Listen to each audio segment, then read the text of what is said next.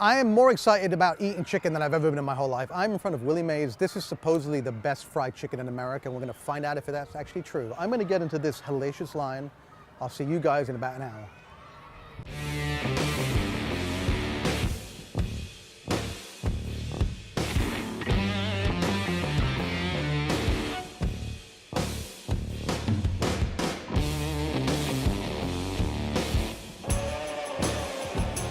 So tell me about the family history, because obviously this is a really storied institution. You've got a James Beard Award.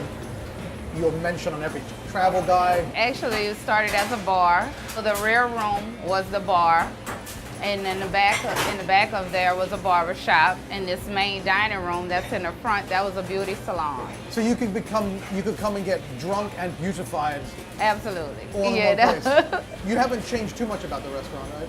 No, just the volume of people that we serve, and I have different menu items, you know, like our tenders and nuggets and just different other things. Somewhere along the line, they started saying that the chickens came from heaven just to get fried here. I think Lola Eli said something like that. That's pretty and, apt. Right, and frankly. then John T. Edge, he wrote a book about fried chicken. Right, and that also brought more notoriety and attention to our fried chicken. It was the American story about fried chicken, and people started having us on national programs. So it's just that you started selling more chicken than anything, More chicken. Right? This was just a neighborhood eatery. It's just a neighborhood restaurant. So basically you went from being a bar, beauty shop, and then they added food, and like the food has taken over the whole thing, Yeah, right? the food Do you just even took sell over.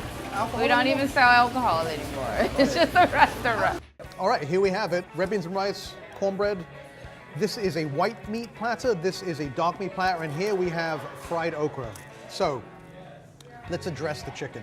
My instinct is always to go for the drumstick, and look at this specimen. It is, you see the color of this? It is bronze. Okay, I'm gonna try the batter first. You know when people say meat melts in your mouth? Like, this batter literally melts in your mouth. I've never had anything like this.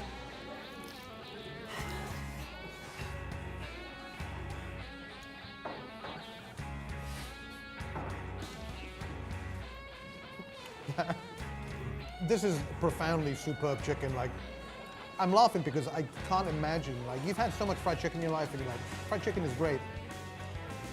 This is an order of magnitude above any fried chicken I've eaten.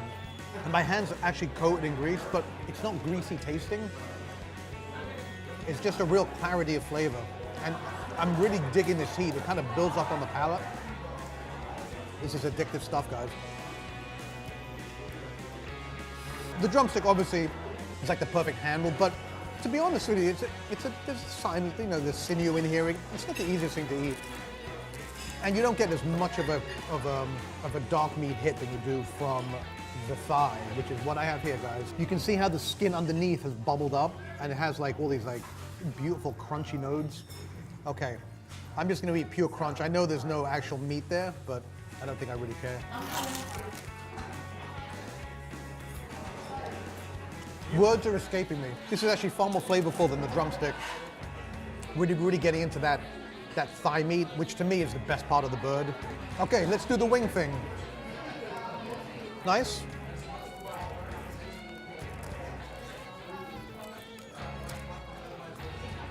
The drumette.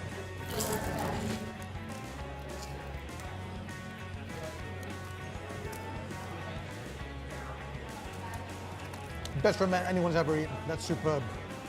I love a dry batter, right? Where you dredge the chicken and then deep fry it, but there's something about the encasement afforded by a wet batter that you don't only cover the chicken, but you sort of develop this like third dimension of crunch because it kind of folds in on itself. What's amazing is this chicken has been on the table for quite some time, and listen to this. Can you hear how crunchy that is? It's insane.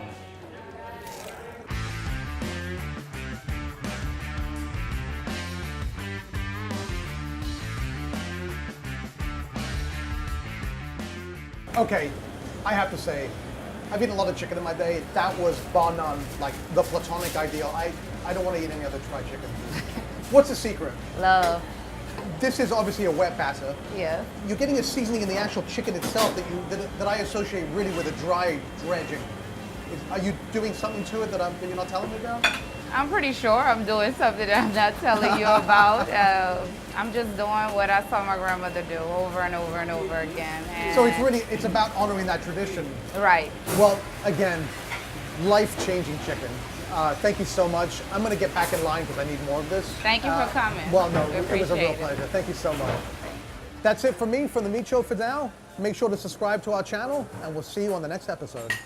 This is an off-menu item. Wow, but people, obviously the reputation precedes it. Yes.